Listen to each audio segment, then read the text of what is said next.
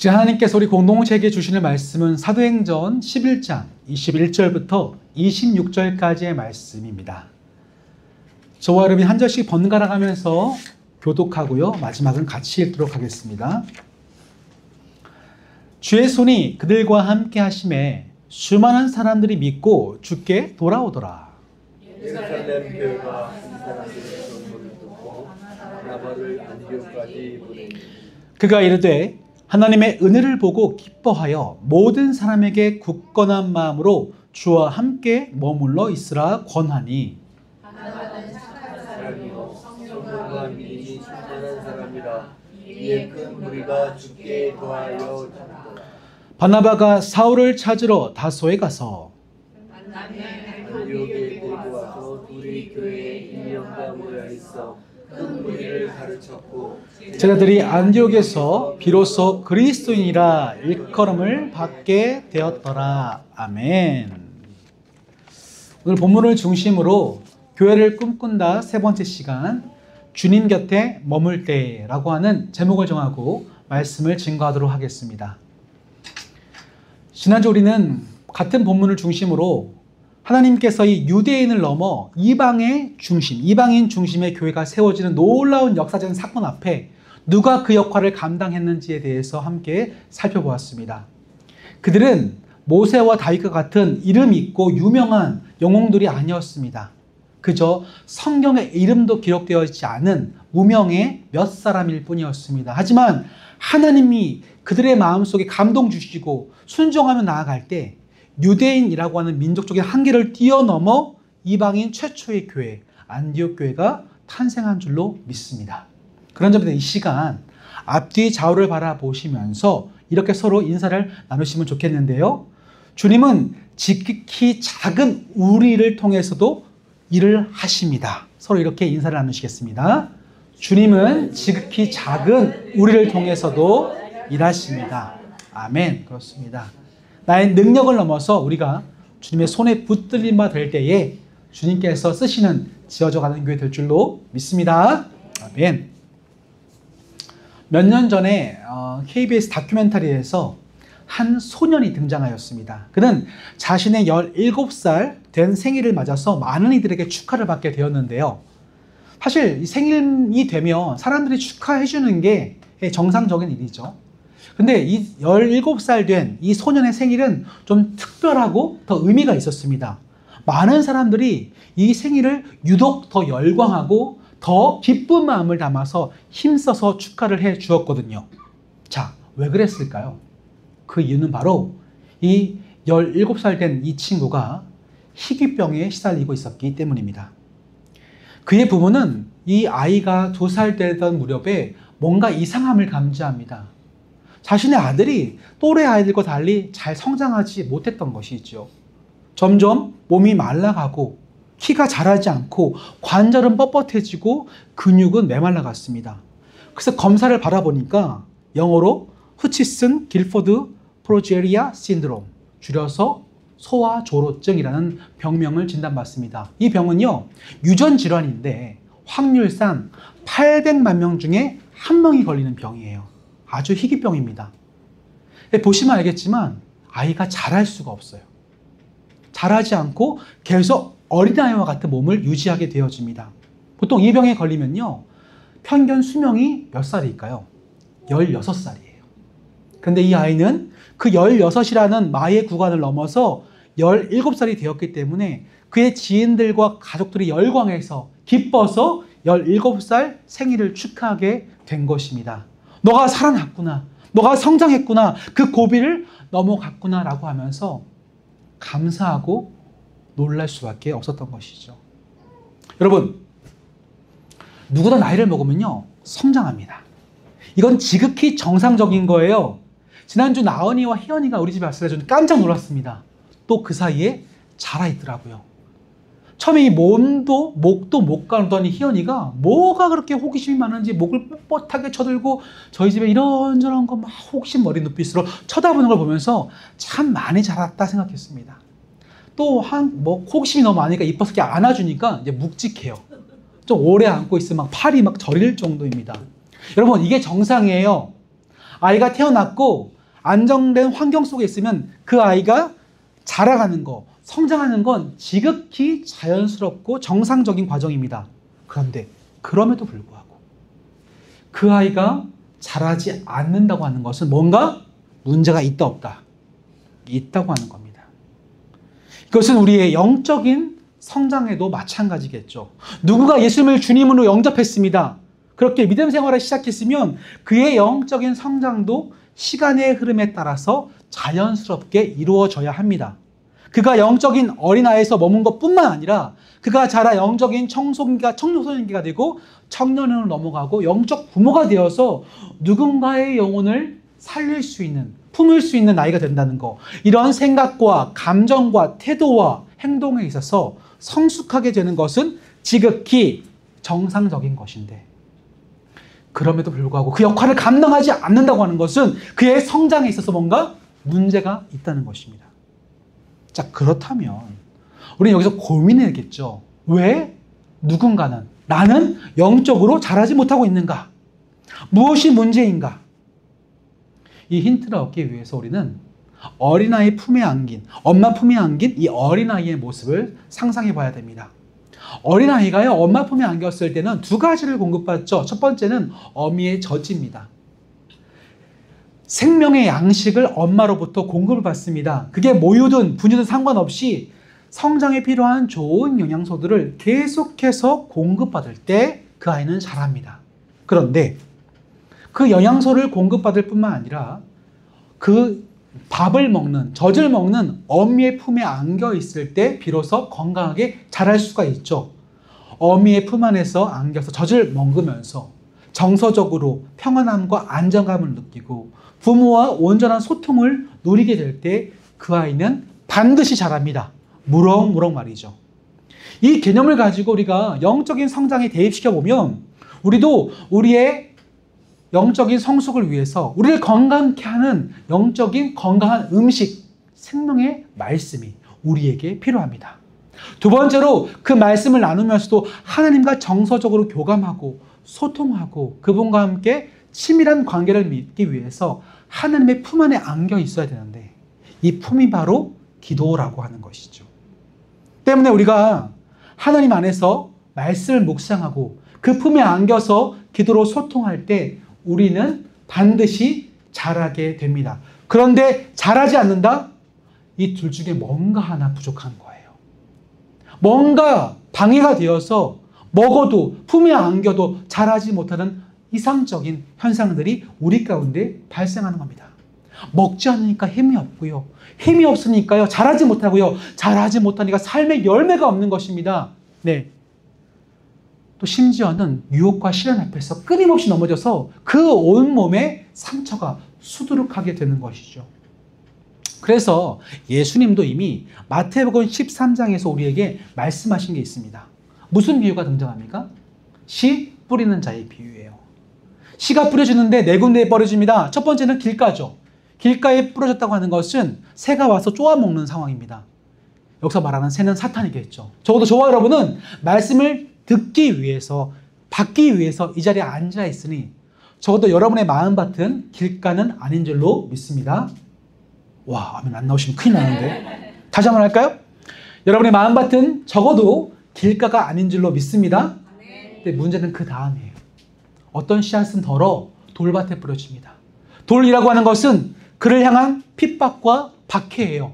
어려움이에요. 그래서 그것이 그의 삶에 꼭 눌러 앉고 있으니까 다행히 그 씨앗이 뿌려서 뿌리는 뿌리 내리지만 곧 그 뿌리가 핍박으로 말미암아 그 단단한 돌 같은 핍박을 맞이해서 뿌리가 더 깊게 내려가지 못합니다. 그러니까 그것 금방 말라 죽어요. 또 어떤 씨앗은 덜어 가시 떨기가 있는 밭에 떨어집니다. 그 씨앗은 심겨서 싹을 피고 자라긴 하는데 좀 자라면서 고개를 딱 쳐들려고 하니까 뭐가 날 꽉 누르는 거죠. 그게 뭐예요? 세상의 염려와 유혹과 이런 재물과 이런 나를 유혹하는 많은 것들이 가시떨기처럼 내가 자라려고 하면 나를 고개를 막 쳐들지 못하도록 꾹 눌러버리고 있는 거죠.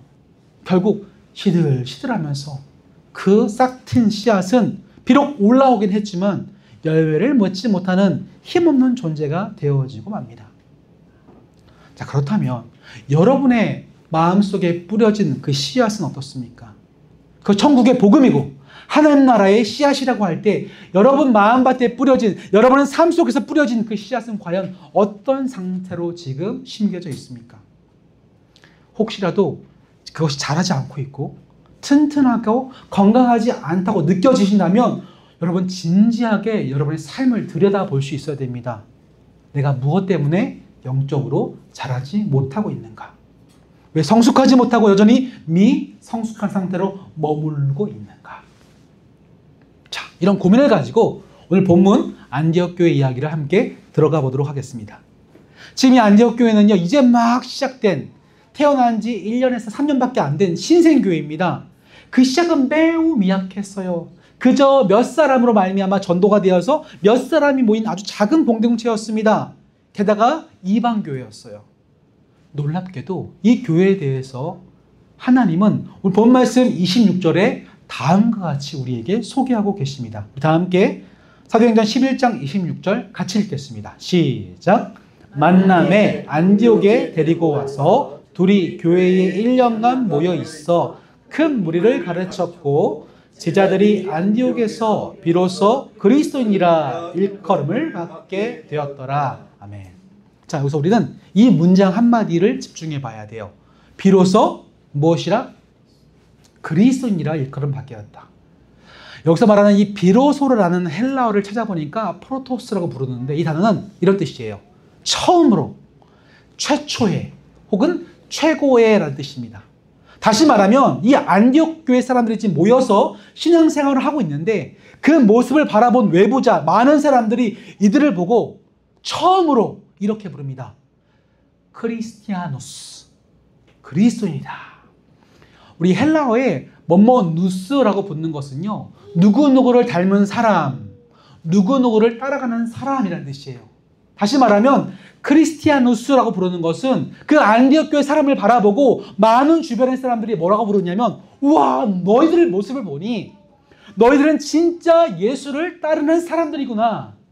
너희들은 정말 예수님을 닮아가고 있구나 라고 하면서 그 평가가 외부에서 그들을 가리켜 비로소 처음으로 최초로 그리스도를 따라가는 사람이라고 칭찬받게 되었다는 거죠. 여러분, 이 짧은 한 문장 속에 우리는 이 안디옥 교회 성도들의 모습이 매우 영적으로 건강했고 성장했다는 것을 확인할 수 있습니다. 그들은 복음의 씨앗이 그들의 삶 가운데 떨어졌을 때, 그들의 마음밭에 떨어졌을 때 혹시 돌박 같은 핍박과 어려움이 있을 때도 굴하지 않았습니다. 동시에 가시떨기와 같이 세상의 유혹과 재물의 유혹과 많은 미혹 속에서도 꿋꿋이 고개를 들고 일어나서 활짝 만개했다는 관점. 그 만개하여서 꽃이 떨어지고 드디어 열매가 맺어지자 복음의 씨앗이 건강하게 성장하자 너는 정말 그리스도를 따라가는 사람이다 라는 칭찬을 받게 된 것입니다. 놀랍게도 이 칭찬에 대한 보증이 바로 그들 주변의 사람, 세상 사람들이라는 거예요. 그들의 가까운 가족에서부터 지인들, 친지들, 그들을 알지 못하는 제3의 수많은 세상 사람들이 이 안디옥 교회를 바라보면서 나는 너를 바라볼 때 그리스도인이라고 말하지 않을 수가 없다라고 지금 선포하고 있는 겁니다. 감탄하고 있는 겁니다. 그것도 처음으로요. 처음으로. 자, 놀라운 고백 아닙니까? 요즘 시대 속에서 우리 세상으로부터 우리 교회들은 어떤 지금 평가를 많이 받고 있습니까? 누가요, 어떤 모임에 갔어요. 친구들한테 이렇게 말합니다. 나 사실은 교회 다녀. 이렇게 말할 때 옆에 친구 어떻게 하는지 아세요? 하! 네가 교회 다녀? 남 얘기 같지 않죠? 그 말을 들은 옆에 친구가 이렇게 말합니다. 너도? 이게 무슨 말입니까? 이미 실망한 경우가 너무 많다는 겁니다. 이 짧은 두 문장 속에 담긴 의미는 이것이죠. 너의 삶을 내가 너무 잘 아는데 너가 그리스도인일 수가 없다라고 하는 거예요. 너도 내가 아는 누군가와 똑같이 교회는 다니는데 그리스도인이라고 부르기는 참 뭔가 부족하다라는 말입니다. 그런데요, 그럼에도 불구하고 당시 이 안디옥 교회 상황은 어쩌면 지금보다 더 어려운 상황이었을 거예요. 수많은 사람들이 복음에 지금보다 더 무지했을 겁니다. 예루살렘 교회가 출발한 지 15년이 되었고 안디옥 교회는 기껏 해봤자 2, 3년 된 상태였죠. 사람들에게 있어서 그리스도가 누군지, 교회가 무엇인지 정말 생소할 때였는데, 그럼에도 불구하고 이 사람들이 교회를 바라볼 때, 와, 너희는 정말 그리스도인이냐라고, 너는 정말 예수를 따른다고 얘기하고 있다는 거죠. 여러분, 이 짧은 3년도 안 되는 시간 가운데 어떻게 그들이 이렇게 영적으로 성숙할 수 있었을까요? 어떻게? 오늘 본 말씀 보면 두 가지로 그 비밀이 담겨져 있습니다. 첫째 비결은 그들이 처음부터 그때까지 주님과 함께 하고 있었기 때문이죠. 본 말씀 11장 21절부터 13절을 한 절씩 번갈아 가며 교독하시겠습니다. 주의 손이 그들과 함께 하심에 수많은 사람들이 믿고 주께 돌아오더라. 베들레헴 교회가 이 사람들의 소문을 듣고 바나바를 안디옥까지 보내니. 함께 봅니다. 그가 이르러 하나님의 은혜를 보고 기뻐하여 모든 사람에게 굳건한 마음으로 주와 함께 머물러 있으라 권하니. 아멘. 이 짧은 세 절 속에 계속 반복되는 표현인데 주가입니다. 안디옥 교회는 처음부터 주님의 손이 머물고 있는 교회였죠. 주님과 함께한 교회였습니다. 주님이 그들의 중심축이었죠. 사람의 이해관계, 친분 이게 아니라, 커넥션이 아니라 오로지 주를 통하여 그 공동체가 시작되었고, 주를 통해서 주께 돌아왔고, 그때부터 지금까지 주와 함께 머물러 있는 공동체였다는 거죠. 여러분, 이 머물러 있다라는 말을 헬라어로 찾아가 보니까 붙어 있다라는 뜻을 갖고 있습니다. 무슨 말이냐면 그들은 처음부터 그때까지 주님과 함께 붙어 있었다라는 거예요. 여러분, 주님께 붙어 있다는 말이 무슨 뜻일까요? 혹시 여러분 귀신의 집 가보셨습니까? 안 가보셨어요? 놀이동산에? 저는 별로 이렇게 영적인 것들이나 이렇게 무서운 거 별로 안 무서워합니다. 근데 그런 제가 얼마 다큐멘터리를 보다가 유튜브로 보다가 깜짝 놀라는 귀신의 집을 발견했어요. 여기입니다. 이게 후쿠오카 근처에 있는 전율 미궁이라고 하는 귀신의 집이에요. 컨셉이요, 폐병동, 병원의 폐병동 같은 컨셉으로 해서 이 안에 사람들이 이제 귀신의 집 체험을 하러 들어갑니다. 그 사람들은 딱 한 번에 들어갈 때마다 4명만 들어가요. 작은 손전등 하나를 줍니다. 근데 코스가 얼마나 걸리는 줄 아세요? 1시간이에요. 병원 데스크부터 시작해서 나중에 영안실에 이르기까지 1시간 딱 돌면서, 저 이거 보면서 처음으로 공포를 느꼈습니다. 유튜버가 들어갔는데요, 막 경악하더라고요. 예전에 어떤 예능 프로그램에서 연예인들이 여기 들어갔다가 막 오열하면서 나왔어요. 여러분, 근데 그 유튜버가 저기 들어가서 이 1시간 코스를 다 돌면서 어떻게 했을까요? 무서우니까 어떻게 하는 줄 알았어요? 옆에 있는 사람은 사정없이 붙잡습니다. 아이고, 이게 붙어있다예요. 여러분, 이 세상이 정상입니까?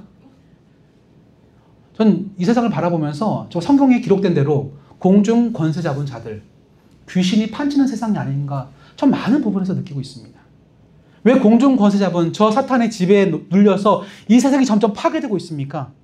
성경에서 증언하듯이 사람들은 각각의 욕망에 따라서 이 세상은 스스로가 무너뜨리고 있죠.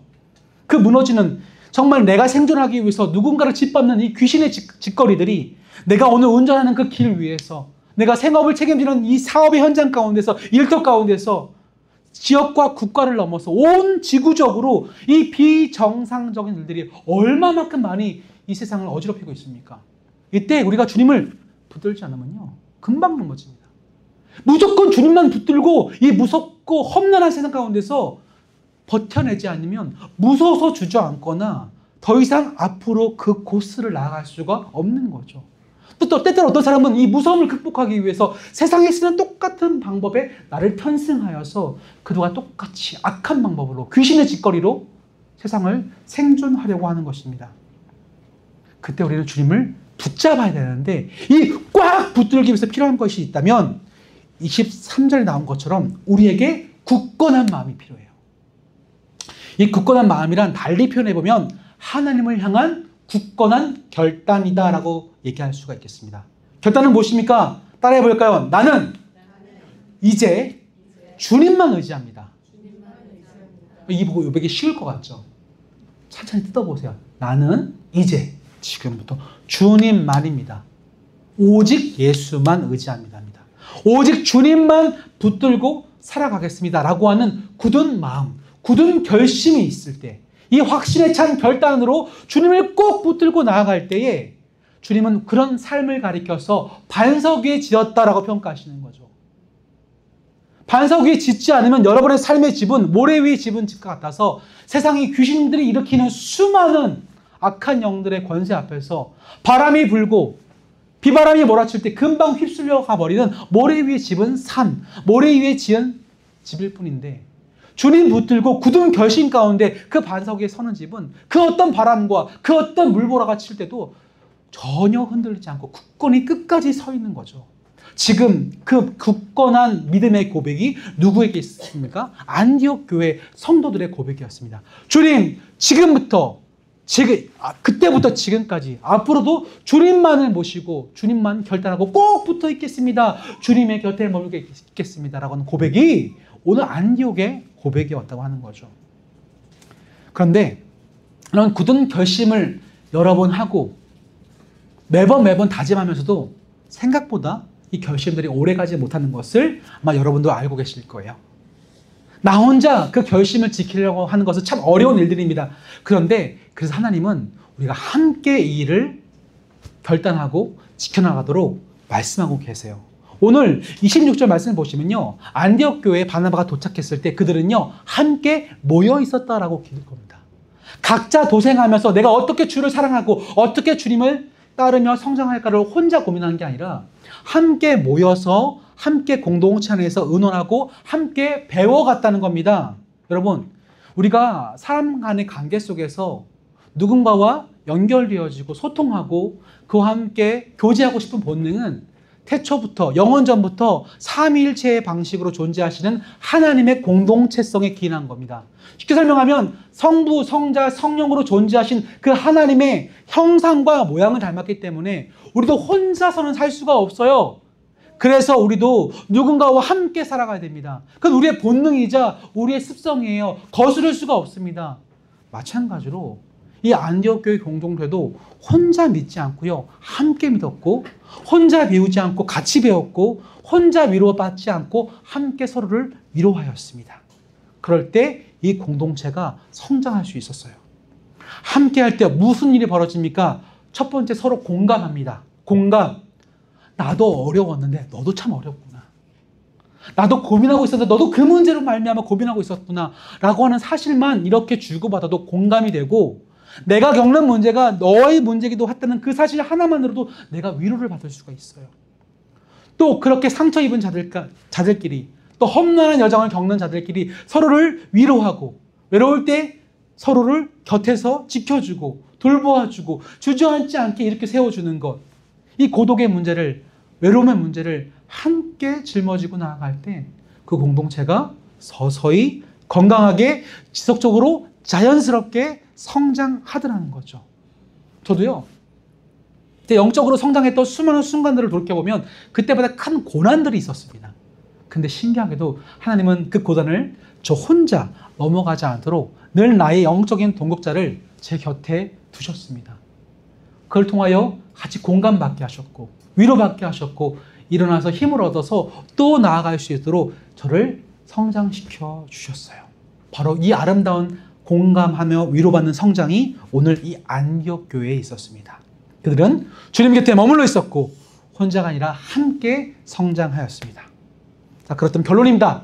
사랑하는 성도 여러분, 오늘 말씀을 통해서 지금을 살아가는 저와 여러분에게 하나님께서 전하시는 심정은 과연 무엇일까요? 여러분이 주님의 곁에 머물러 있으면요, 여러분의 성장은 지극히 자연스러운 것입니다. 주님과 함께 한다고 하면서도 혹시 성장하지 못하고 있다고 느껴지신다면 여러분들 그것 좀 뭔가 문제가 있다는 것입니다. 그럴 때 우리는 여러분 스스로 점검해 봐야 됩니다. 어떤 점검을 하냐면 이런 질문을 던져보세요. 나는 영적으로 몇 살인가? 따라해 볼까요? 시작. 나는 영적으로 몇 살인가? 이따가 셀리모임 하실 때 서로 이야기를 나누실 거니까 준비하고 계세요. 어떤 분들은 이제 막 태어난 영적인 아기와 같은 분이 있습니다. 젖을 먹어야 되고요, 영적 부모의 보살핌을 받지 않으면 금방 떨어져 나갈 수밖에 없는 나이도 있습니다. 근데 어떤 분들은 거좀 자라서 자기 자아가 생기고 뭔가를 판단하고 결정할 수 있는 이런 어떤 의지가 생기는 영적인 청소년기에 접어든 분들도 계실 거예요. 갈등은 있지만 잘 성장하고 있는 겁니다. 그런데 어떤 분들은 그 청소년 시기를 잘 지나서 영적 청년이 되어서 주의 일을 감당하고 배워나가면서 영적인 부모가 되기 이전에 성숙하는 단계에 있는 분도 계실 거예요. 어떤 분들은 그 단계를 뛰어넘어서 이제는 누구라도 영적인 어린이와 같은 성도들을 사랑하고 섬기며 품고 마음으로서 하나님의 가족으로 받아들이고 평생 품어나가는 영적 부모의 아비와 어미의 모습으로 성장한 분들도 계실 겁니다. 근데 중요한 것은 지금 당장 여러분의 나이가 몇 살인지가 아니에요. 나는 이 나이에서 지금도 성장하고 있는가를 살펴봐야 됩니다. 왜냐하면 여러분을 성장하려는 마음은 하나님의 열망이자 하나님의 간절히 원하시는 것이기 때문에 그래요. 우리 다 함께 베드로후서 3장 18절 같이 읽겠습니다. 시작! 오직 우리 주 곧 구주 예수 그리스도의 은혜와 그를 아는 지식에서 자라가라. 영광이 이제와 영원한 날까지 그에게 있을지어다. 아멘. 자라가라. 멈추지 마라. 성장해라. 아이가 아니라 젖만 먹을 것이 아니라 단단하고 거친 음식도 먹을 수 있을 만큼 성장하자라고 하나님 오늘도 간절히 바라고 계십니다. 정리합니다. 자라는 것이 자연스러운 일이고 지극히 정상적인 일일진데 혹시 여전히 나는 자라지 못하고 있다면 오늘 이 시간 우리 안디옥 교회의 모습을 통해서 그들이 어떻게 짧은 시일 내에 건강하게 성장할 수 있는지를 기억합시다. 첫 번째, 그들은 주님에 꽉 붙들려 있었습니다. 주님을 꽉 붙잡고 있었습니다. 두 번째, 그들은 함께 주님을 붙잡고 있었습니다. 이 두 가지를 통해서 주님 안에서 배우고 익히고 서로 공감하고 위로받을 때 그 공동체가 비로소 처음으로 그리스도인이라는 칭호를 얻게 된 줄로 믿습니다. 하나님께서 이 밴쿠버 땅에 수많은 거짓 영들이 판치며 세상을 혼미케 만드는 수많은 세상의 가치관들이 이 사회를 흔들어내는 상황 속에서 왜 지어져가는 교회를 그것도 세우시고 이 땅에서 모이게 하시고 지금도 예배하게 하셨을까요? 그저 그런 교회? 세상의 모임, 인간의 이해관계로 시작된 그런 모임으로 머물라고 우리 공동체를 세우셨을까요? 저는 절대 아니라고 생각합니다. 하나님께서는 저와 여러분 지어져가는 교회 공동체로서 함께 모이게 하신 것은 온전한 성장을 통해서 이 땅의 수많은 영혼들을 주의 마음으로 품고 영적 아비 어미의 모습으로 그들을 인큐베이팅 할 수 있는 귀한 사역에 저희들을 초대하신 줄로 믿습니다. 그런 우리들의 모습을 바라볼 때 누군가가 나의 삶을 너무나 잘하는 누군가가 너를 보니 너는 진짜 그리스도인이구나 라는 그 아름답고 하나님께 영광 돌릴 수 있을 아름다운 평가가 있을 때까지 묵묵히 함께 자라갈 수 있는 저와 여러분 되어주시기를 이 시간 주님의 이름으로 간절히 축원합니다. 아멘. 우리 시간 말씀을 정리하면서 하나님께 간절히 부르짖고 기도하는 시간 가도록 하겠습니다. 말씀을 준비하면서 정리하면서 세 가지 정도 기도 제목을 제가 함께 정리해 보았는데 첫 번째는 이것입니다.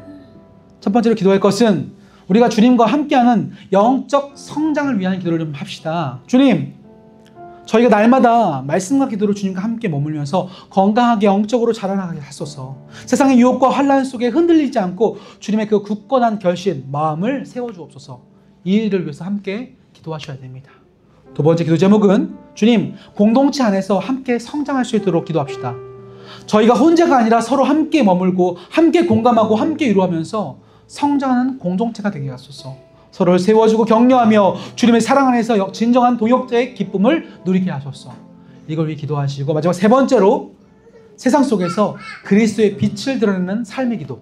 즉 주님, 저희가 세상의 평가 속에서 그리스도를 닮은 삶을 살아내면서 안디옥 교회처럼 사람들이 정말 지어져가는 교회가 그리스도인들이구나, 그리스도인들이 모였구나라고 말하지 않을 수 없게끔 우리 삶을 통해 주님의 영광이 나타나도록 그렇게 빛으로 살아가는 교회가 되게 달라고 이 시간 이 세 가지를 놓고 함께 소리내어 통성으로 기도하시겠습니다.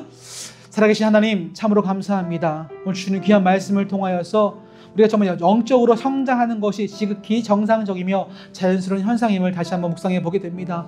그럼에도 불구하고 세상의 많은 유혹과 많은 핍박의 상황 속에서 우리는 영적으로 성장하지 못하고 또다시 다람쥐 쳇바퀴 돌듯이 원래의 모습으로 돌아가게끔 되어지는 많은 한계들을 마주할 때가 있습니다. 하지만 그럴 때마다 우리가 유혹과 환난 속에 흔들리지 않고 주님 안에서 굳건한 마음을 갖기를 소망합니다.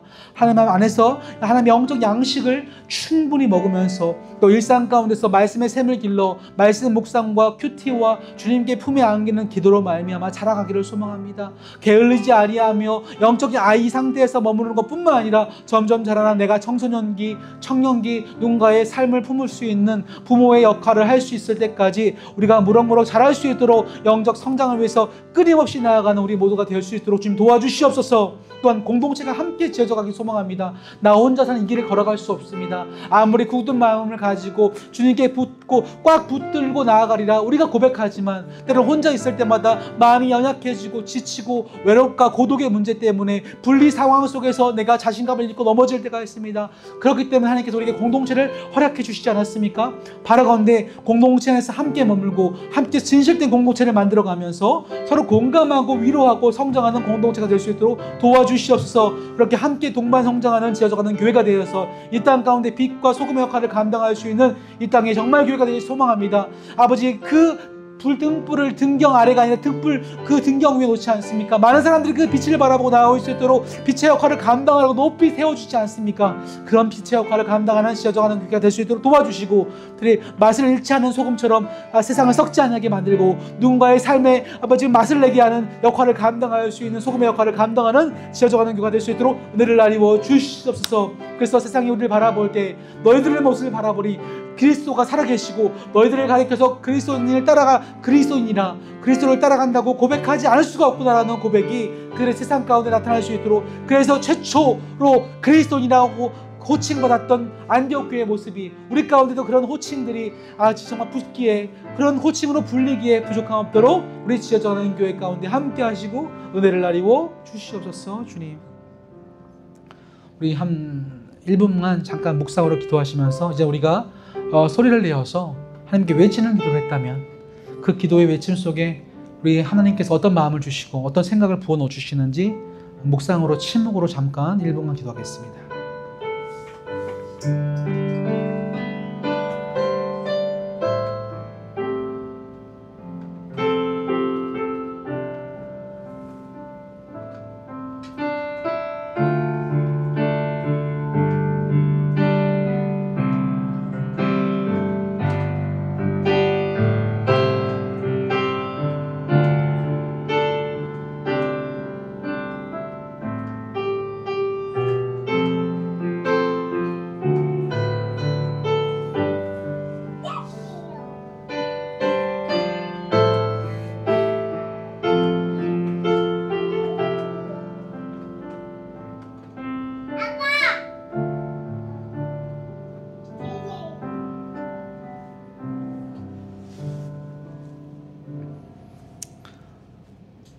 삼위일체 하나님, 오늘도 우리를 향하여 당신의 품과 젖을 내어주시고 말씀과 기도로 더욱 강건해지도록 인도해 주심에 감사를 드립니다. 그때 안디옥 교회처럼 우리도 오직 주님 곁에 머물러 주님만을 꽉 붙들고 살아가기를 소원합니다. 하지만 돌과 같이 단단한 세상의 핍박과 가시와 같이 나를 누르는 염려와 세상의 유혹들로 말미암아 우리의 성장은 여전히 더디기만 합니다. 이를 위해 우리 지어져가는 교회를 공동체에 삼아주신 줄로 믿습니다. 바라기는 하나님이 그토록 원하시는 우리의 성장과 성숙을 향하여 먼저 굳은 결심을 하고 혼자서 답을 찾아가기보다 진실된 공동체 안에서 서로 공감하고 위로하며 주의 사랑으로 서로에게 쉴만한 언덕을 베풀어 줄 수 있도록 나를 지어져 가게 하소서. 그렇게 함께 자라갈 때 세상이 우리의 모습을 향해서 그리스도인이라고 인정할 수밖에 없을 것입니다. 그때 그 영광 내게 돌리는 것이 아니라 오직 주님께만 영광 돌리며 그들로 주님께로 인도하는 통로로 우리를 삼아 주시옵소서. 이 모든 간구 지금도 우리를 자라게 하시는 우리 주인 되시는 예수님 이름으로 기도드립니다. 아멘.